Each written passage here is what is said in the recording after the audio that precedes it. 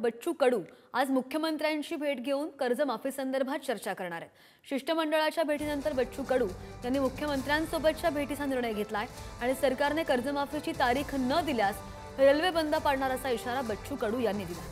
आंदोलकांनी रस्ता मोकळा केला असून शासनाने दिलेल्या मैदानामध्ये सध्या आंदोलन सुरू आहे आणि मुख्यमंत्र्यांसोबतच्या भेटीनंतर पुढची दिशा ठरवली जाईल। या शिष्टमंडळामध्ये 6 नेत्यांचा समावेश असणार आहे।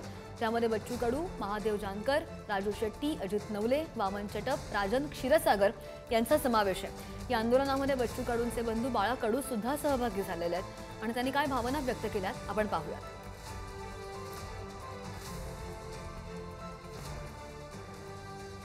आणि दिव्यांगांसाठी महाएल्गार मोर्चा काढलेला होता। नागपुरात 2 दिवस ठिय्या मांडून झाल्यानंतर आज 3रा दिवस आहे। आपल्यासोबत आहेत बच्चू कडू यांचे मोठे बंधू आहेत बाळू बाबाराव कडू।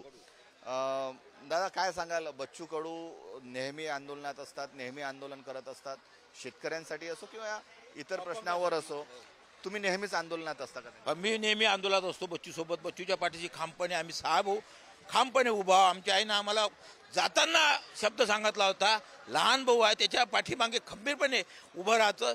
जनतेसाठी तो करत आहे, त्या जनतेसाठी करण्यासाठी त्याला पाठिंबा तुमचा पुऱ्या घरातून पूर्ण पाठिंबा भेटला पाहिजे। आज जर आमच्या मागण्या पूर्ण झाल्या नाही तर आमचं पूर्ण कुटुंब उद्या मैदानात उतरणार आहे।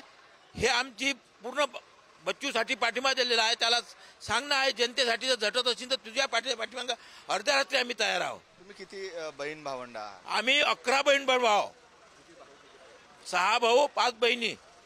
जेव्हा बच्चू भाऊ जेव्हा असे आंदोलन करतात तेव्हा तुम्ही काय करता? आंदोलनात तुमची भूमिका काय असते? तुम्ही कुठली जबाबदारी पार पाडता?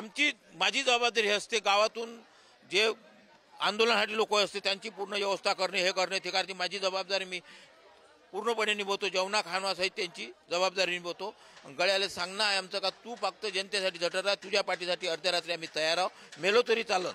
खूप खूप धन्यवाद। कॅमेरामन मंगेश हस्तकसह जितेंद्र शिंगाडे, पुढारी न्यूज, नागपूर।